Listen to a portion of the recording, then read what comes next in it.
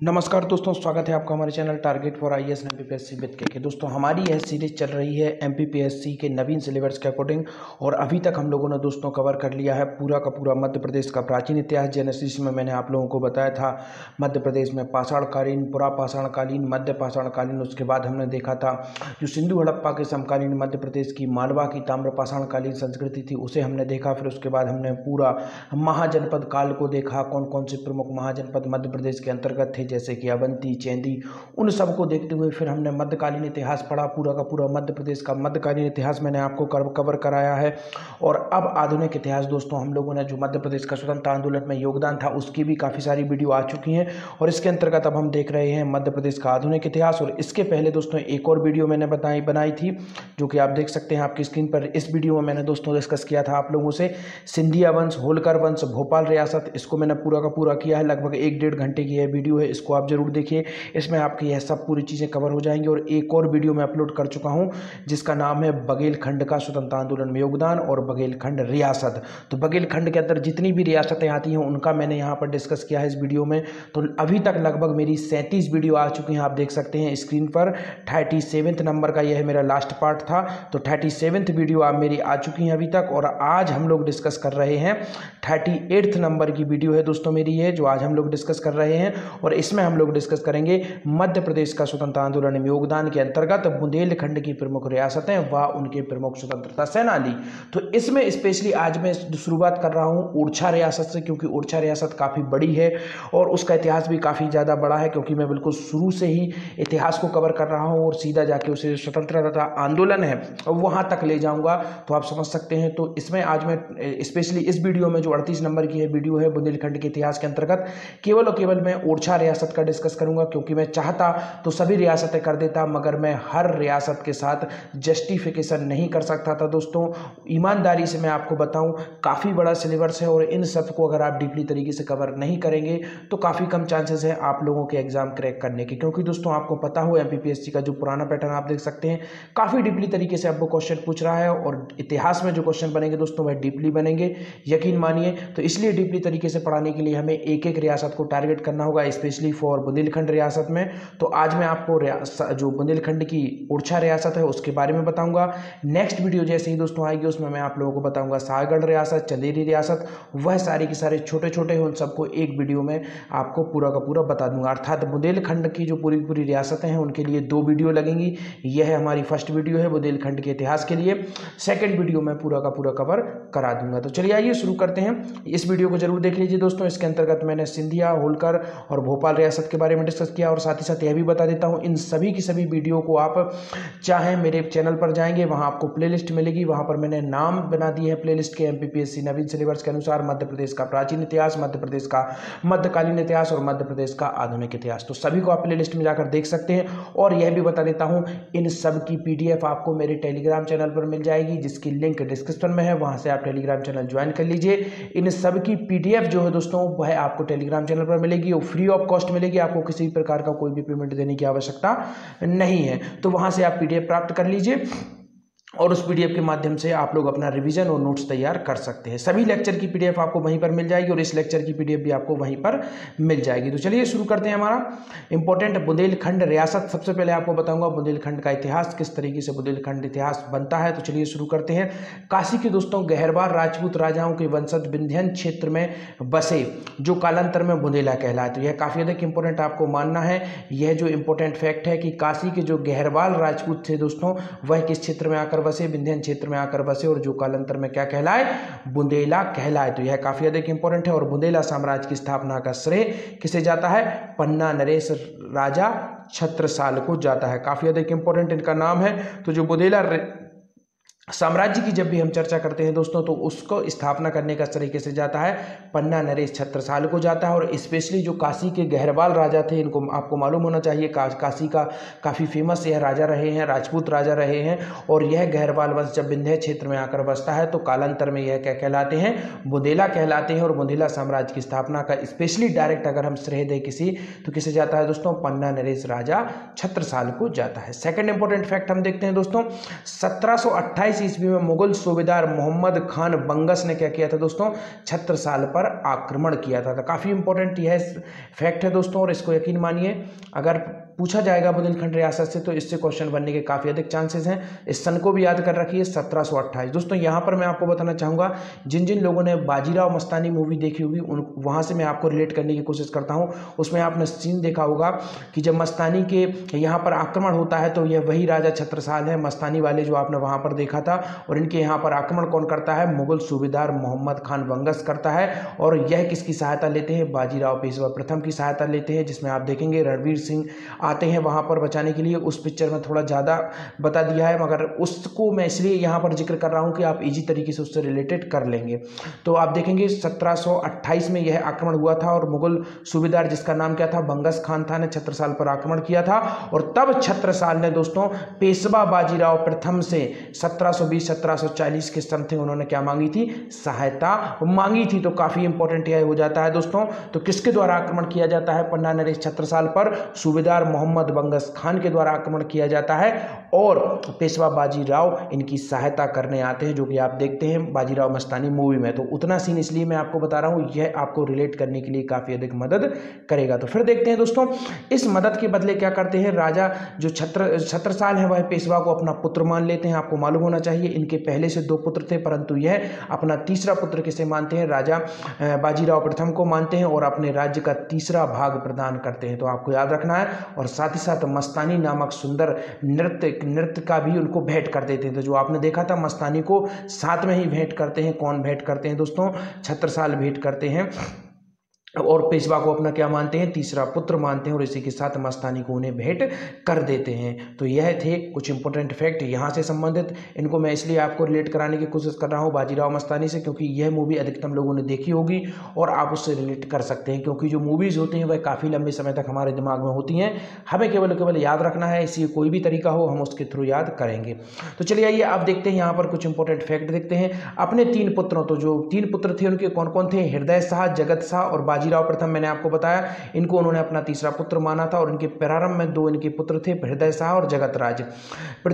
बाजीराव प्रथम के छत्रसाल ने अपनी मृत्यु से पूर्व अपना साम्राज्य रियासतों को बीच में विभाजित कर दिया था। अर्थात क्या हुआ था, छत्रसाल ने अपनी मृत्यु के पूर्व में अपने तीनों पुत्रों के बीच में जो उनकी रियासत थी उसको विभाजित कर दिया था। अर्थात एक हिस्सा हृदय शाह को, दूसरा जगत राज को और तीसरा बाजीराव प्रथम को दे दिया था। इसके बाद देखते हैं द्वितीय जो आंग्ल मराठा युद्ध हुआ था दोस्तों, उसके बाद पेशवा बाजीराव द्वितीय ने 1800 ईस्वी की बेसिन संधि में भी अंग्रेजों बुंदेलखंड का कुछ भाग सौंपा था। तो यह बेसिन की संधि काफी अधिक इंपॉर्टेंट है दोस्तों।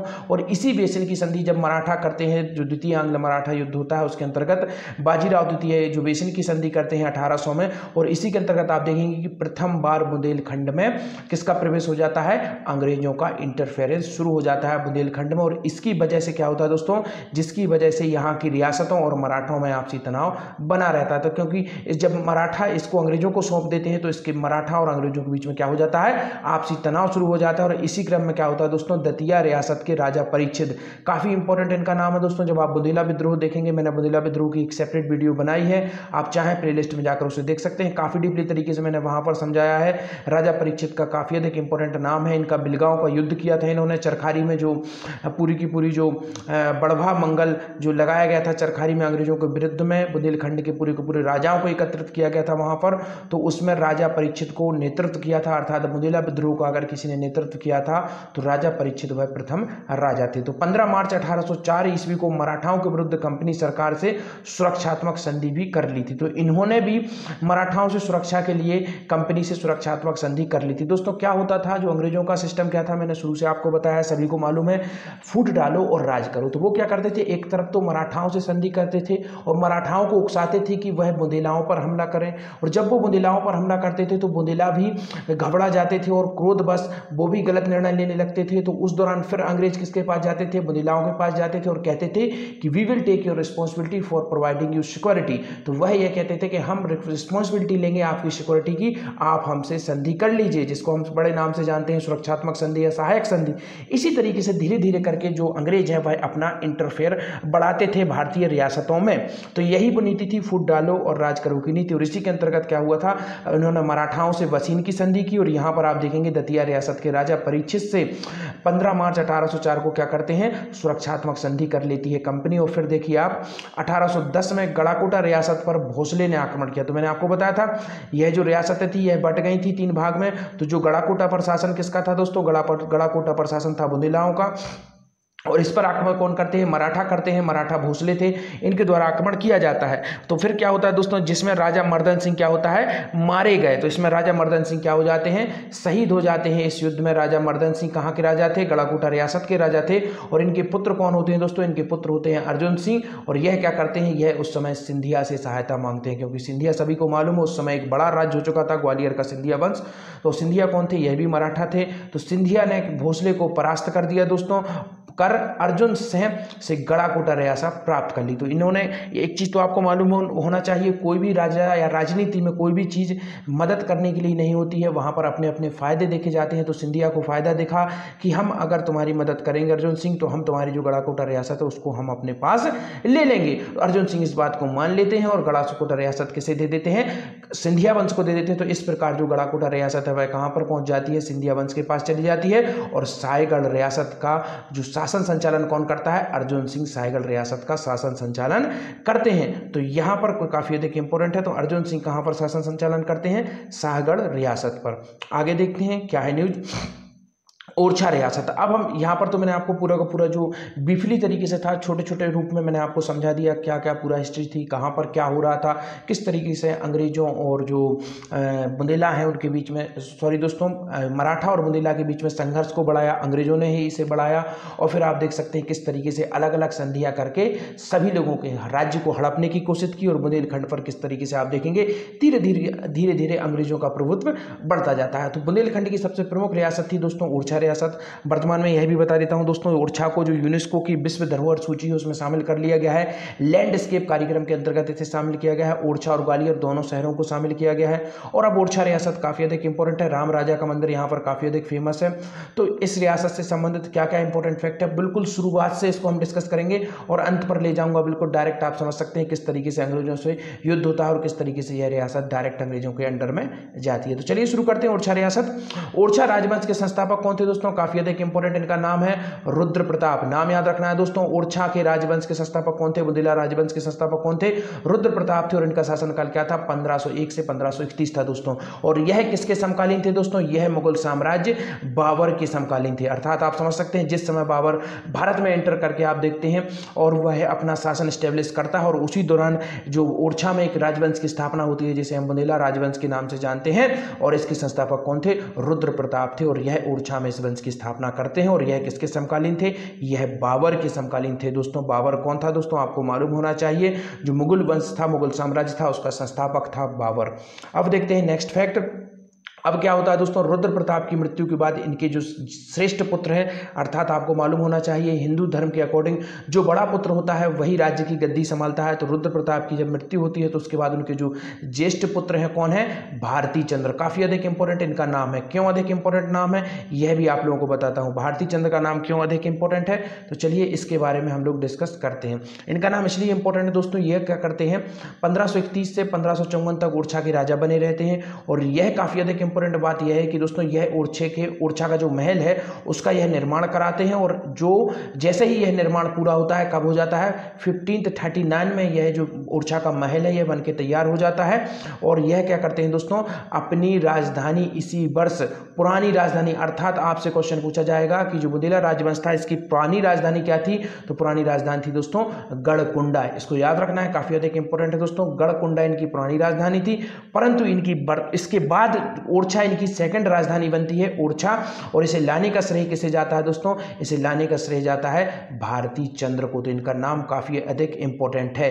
किसे जाता है श्रेय दोस्तों, भारती चंद्र को जाता है। किस सन में यह राजधानी ट्रांसफर करते हैं, 1539 में दोस्तों करते हैं। और इसके पहले राजधानी क्या थी बुंदेला वंश की, गढ़कुंडा इनकी इसके पहले की राजधानी थी। ओरछा के पास में ही एक स्थान है दोस्तों, वर्तमान में यह छोटा सा गांव है और गढ़कुंडा यहाँ की राजधानी थी दोस्तों। और बाद में यह ओरछा में महल बनवाते हैं और ओरछा को अपनी राजधानी बनाते हैं। तो यहाँ पर क्वेश्चन आपसे पूछा जाएगा कि 2 इंपॉर्टेंट फैक्ट हमारे तैयार होते हैं, इनको मैं रिवाइज करा देता हूँ जल्दी से फटाफट आपको।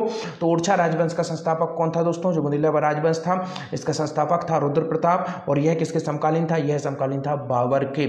और बाबर कौन था दोस्तों? इसने मुगल वंश की स्थापना की थी दोस्तों। और इनकी मृत्यु के पश्चात, किसकी? रुद्र प्रताप की मृत्यु के पश्चात इनके पुत्र शासक बनते हैं। पुत्र का नाम क्या था? Bharati Chandra. Why he is important? Because of he is change his capital. इसने जो ओरछा की जो कैपिटल था दोस्तों, ओरछा को, और जो इसके पहले गड़ाकुंडा था उसको चेंज करके ओरछा को यह अपना कैपिटल बनाते हैं। और यह कब बनाते हैं? 1539 में यह इसे अपनी राजधानी बना देते हैं। तो यह काफी अधिक इंपॉर्टेंट है। तो चलिए आइए बढ़ते हैं अब आगे की ओर, देखते हैं वीर सहदेव बुंदेला। दोस्तों इनका नाम काफी अधिक इंपॉर्टेंट है, और जब भी बुंदेला राजवंश की चर्चा होगी तो यकीन मानिए अगर आपसे पूछा जाता है कि जो बुंदेला वंश है उसका सबसे प्रतापी, सबसे जो आप समझेंगे सबसे प्रमुख राजा कौन था इस वंश का, और जिसने इस वंश को ऊंचाइयों तक ले गया, तो उसका नाम बने न ओनली दोस्तों, क्या नाम है? वीर सहदेव बुंदेला। दोस्तों यह जहांगीर के परम मित्र थे, और इन्हीं के द्वारा जो जहांगीर महल है ओरछा का वह बनाया गया था। इनका क्यों इंपॉर्टेंट है तो बताता हूं दोस्तों। इन्होंने युद्ध के माध्यम से भी अपना राज्य विस्तार किया था। मुगल बादशाह जहांगीर के परम मित्र थे, तो इसका भी इन्हें काफी अधिक फायदा हुआ। दिल्ली में इनकी डायरेक्ट इंटरफेरेंस थी उस समय, और उस समय मुगल जो शासन था वह भारत में काफ़ी अच्छी तरीके से जम भी चुका था और सबसे पावरफुल था। और जब उनके साथी यह थे जहांगीर के परम मित्र थे, तो उसी दौरान इन्होंने अपना राज्य विस्तार किया। और राज्य विस्तार के साथ साथ दोस्तों इन्होंने क्या किया? जो बुंदेला स्थापत्य कला है, आपको याद रखना है, बुंदेला स्थापत्य कला है, जो महल निर्माण की बुंदेला कला है, और जो बुंदेला संगीत है, जो बुंदेला साहित्य है, उसका पूरा का पूरा श्रेय किसे जाता है? किसके शासनकाल में जाता है?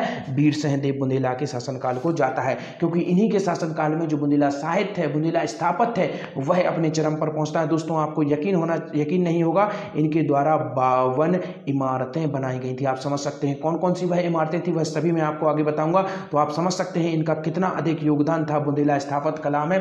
केवल एक व्यक्ति के द्वारा 52 किले या 52 इमारतें बनाई गई थी, जो कि वर्तमान में बुंदेला जो स्थापत्य कला है उसका अद्भुत नमूना है। तो देखते हैं क्या है पूरा का पूरा इंपॉर्टेंट फैक्ट।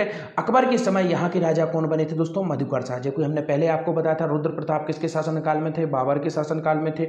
उसके बाद शासक कौन बनते हैं? भारती चंद्र बनते हैं, जो कि 1539 में गढ़कुंडा से राजधानी ट्रांसफर करके किसे बना देते हैं? ओरछा को राजधानी बना देते हैं। और अब हम देखते हैं कि अकबर के समय यहाँ के राजा कौन थे? मधुकर शाह थे।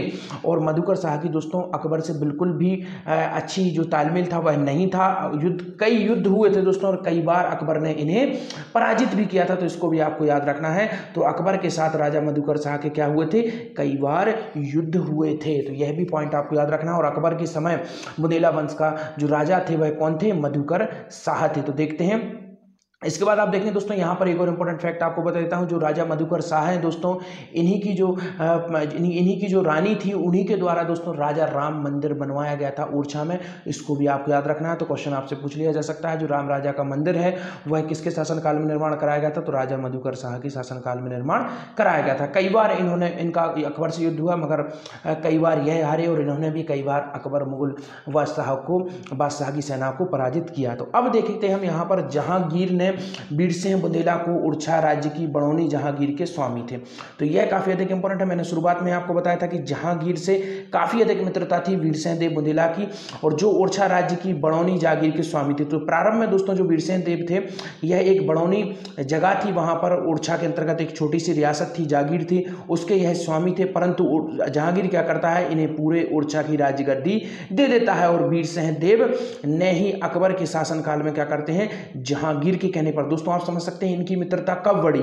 जब अकबर का शासनकाल था, जब अकबर फुल पावर में था, उस दौरान मात्र जहांगीर के कहने पर अकबर के दीवान दरबारी अब्बुल फजल, जो कि अकबर का सबसे फेवरेट दरबारियों में से एक था दोस्तों, और अब्बुल फजल की हत्या करवा दी थी। तो यह काफी अधिक इंपॉर्टेंट है, और क्वेश्चन कई बार पूछा जाता है कि अब्बुल फजल की हत्या किसके द्वारा कराई गई थी?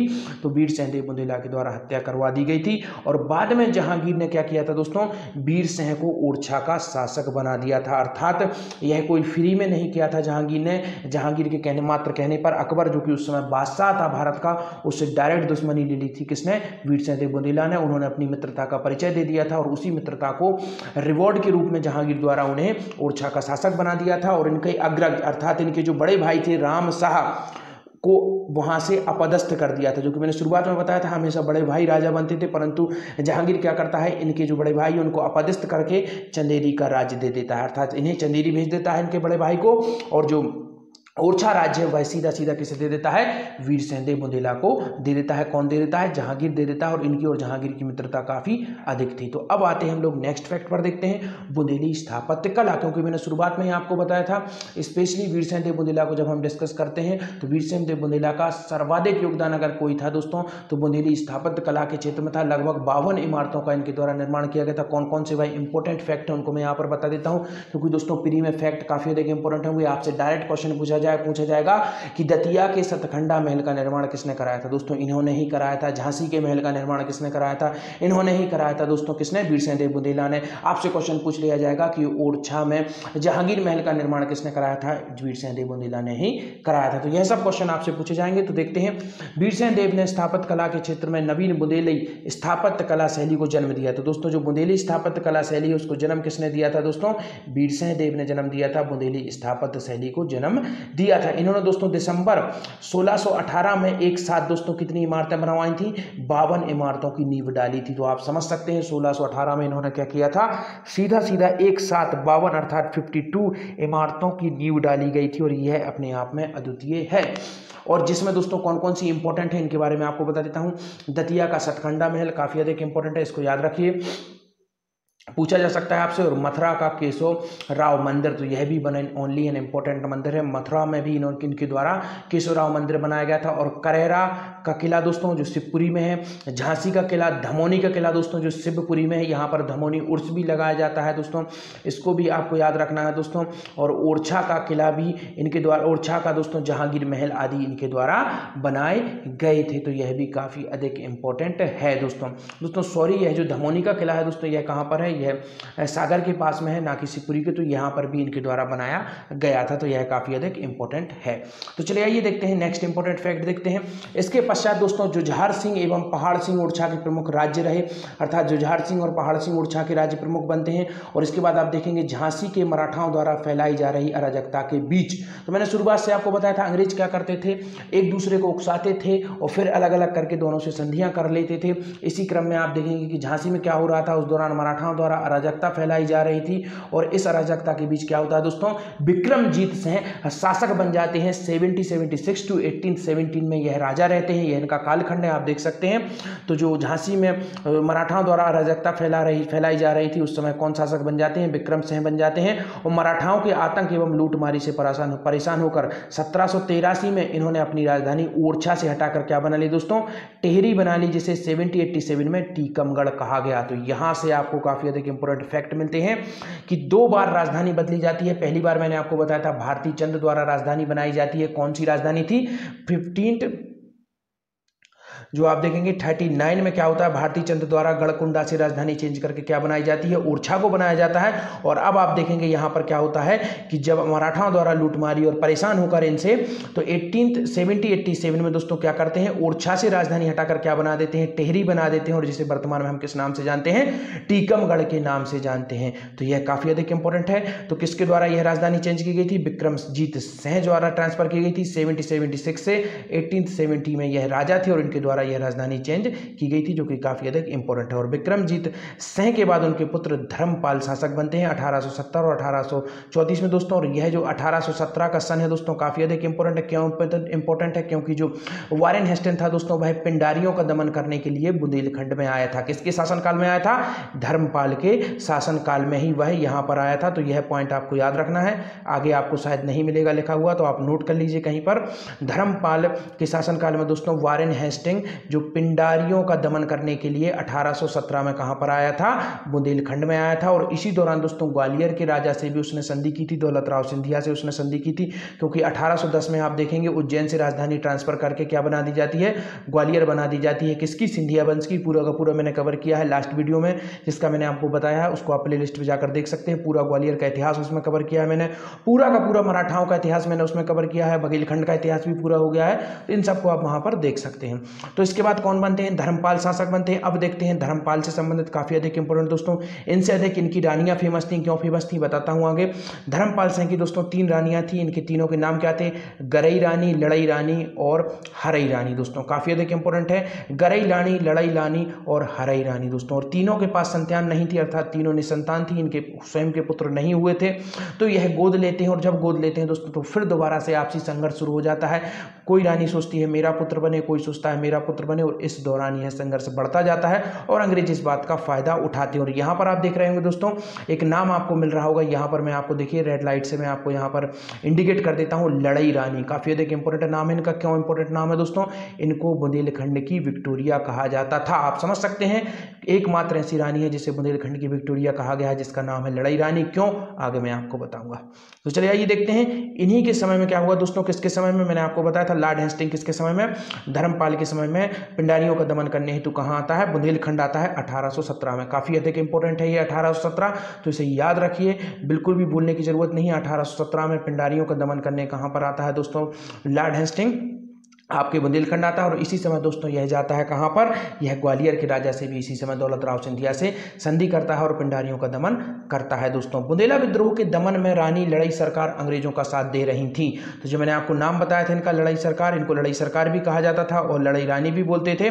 तो लड़ई सरकार जो थी वह किसका साथ दे रही थी, अंग्रेजों का साथ दे रही थी। किसमें, बुंदेला विद्रोह। बुंदेला विद्रोह कब हुआ था दोस्तों, 1842 से 44 या 43 तक माना जाता है इसका समय। और इस दौरान बुंदेला विद्रोह हुआ था। मैंने आपको बताया था चरखारी में सभी के सभी राजा इकट्ठे हुए थे और वहाँ पर उनके द्वारा कुछ शपथ ली गई थी जो बुढ़वा मंगल था उसके दौरान। और जो राजा परीक्षित थे उनको प्रमुख बनाया गया था दोस्तों। राजा परीक्षित को पकड़वाने में किसी का हाथ अगर माना जाता है तो लड़ई सरकार का हाथ उसमें सबसे ज़्यादा अधिक माना जाता है। तो यह भी आपको याद रखना है, अंग्रेजों की मदद की थी उन्होंने। अब देखते हैं दोस्तों, जब बुंदेला विद्रोह हो रहा था उस समय बुंदेलखंड एवं सागर नर्मदा क्षेत्र के गवर्नर कौन थे, उस समय यहाँ के गवर्नर थे दोस्तों जनरल एजेंट मेजर सलीमन। तो याद रखना है आपको, उस समय जब बुंदेला विद्रोह हो रहा था 1842, 43, 44 में, उस समय जो बुंदेलखंड नर्मदा क्षेत्र पूरा का पूरा एक क्षेत्र माना जाता था दोस्तों। और इस क्षेत्र के जनरल कौन थे, एजेंट मेजर सलीमन थे उस समय यहाँ के गवर्नर जनरल। अब आते हैं नेक्स्ट पर, देखते हैं लड़ई रानी सरकार को ओरछा राज्य की विक्टोरिया कहा जाता है। तो मैंने शुरुआत में ही आपको बताया था कि लड़ई रानी सरकार को ओरछा राज्य की क्या कहा जाता है, विक्टोरिया कहा जाता है। तो यहाँ पर आगे इनसे संबंधित फैक्ट देखते हैं। 1842 ईस्वी में बुंदेलखंड के बुंदेला विद्रोह के प्रमुख सूत्रधार जैतपुर नरेश परीक्षित की गिरफ्तारी में रानी लड़ई सरकार की अहम भूमिका थी। तो मैंने आपको बता दिया था, जो जैतपुर के नरेश थे राजा परीक्षित, इनकी गिरफ्तारी में किसकी अहम भूमिका थी, रानी लड़ई की अहम भूमिका थी। रानी लड़ई सरकार ने 9 से 10 अगस्त 1857 को नत्थे खां को झांसी की रानी लक्ष्मीबाई पर आक्रमण करने हेतु भेजा था। तो आप समझ सकते हैं इनके द्वारा जो क्रांति के दमन में महत्वपूर्ण भूमिका निभाई गई थी और अंग्रेजों के सपोर्ट में यह थी रानी लड़ई सरकार, इसलिए इन्हें बुंदेलखंड की विक्टोरिया कहा जाता है। तो इसको आपको याद रखना है। काफी अधिक इसी तरीके के क्वेश्चन बनाए जाते हैं एमपीपीएससी में, डायरेक्ट आपसे पूछ लेगा कि बुंदेलखंड की विक्टोरिया किसे कहा जाता है। You will confuse if you don't read, you can confuse. अगर आप नहीं करेंगे स्टडी, आप कंफ्यूज हो जाएंगे।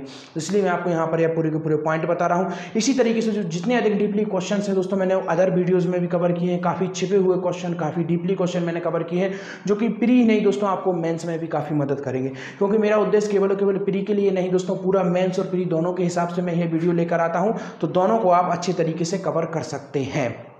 तो यहाँ पर देखते हैं हम कि जो 9 से 10 अगस्त 1857 को क्या करती है, नत्थे खां एक व्यक्ति होता है, इनका सेनापति होता है, और उसे आक्रमण करने के लिए भेज देती हैं। या किसके ऊपर, रानी लक्ष्मीबाई के ऊपर यह आक्रमण करने भेज देती हैं। और युद्ध में क्या हो जाता है, वह परास्त हो जाता है दोस्तों। रानी लक्ष्मीबाई के शौर्य के आगे यह परास्त हो जाता है। कौन परास्त हो जाता है, नत्थे खां परास्त हो जाता है। और क्या होता है दोस्तों, जैसे ही यह परास्त होता है तो यह कहाँ आ जाता है दोस्तों, यह भागकर इंदौर आ जाता है। और ब्रिगेडियर जनरल हुरोज, आप देख सकते हैं, हुरोज के साथ ही अंतिम युद्ध हुआ था रानी लक्ष्मीबाई का दोस्तों।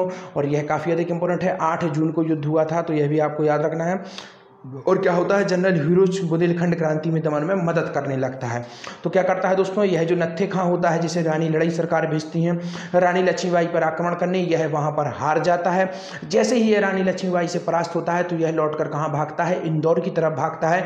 और इंदौर में कौन बैठा होता है, वहां पर ब्रिगेडियर जनरल हुरोज रहता है, जो कि बुंदेलखंड का पूरा आपको मालूम होना चाहिए दोस्तों। उस समय जो इंदौर रीजन था उसका पूरा जो चार्ज था वह किसे दे दिया गया था, हुरोज को दे दिया गया था। और हुरोज क्या कर रहा था उस समय, पूरा का पूरा क्रांति का दमन कर रहा था।